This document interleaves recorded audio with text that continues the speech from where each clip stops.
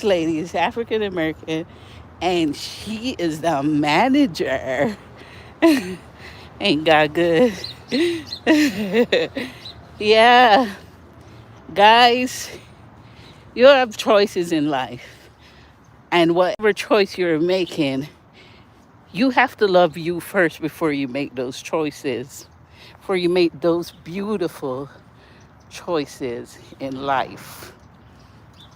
You know, yes, I could be driving a Mercedes, but I will be struggling to pay the car payment, pay the house note, pay this, pay that.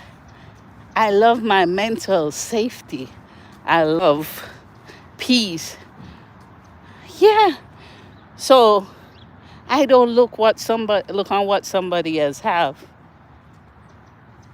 I humble myself with what I have. I don't want what you have. I am okay with what I have. Why?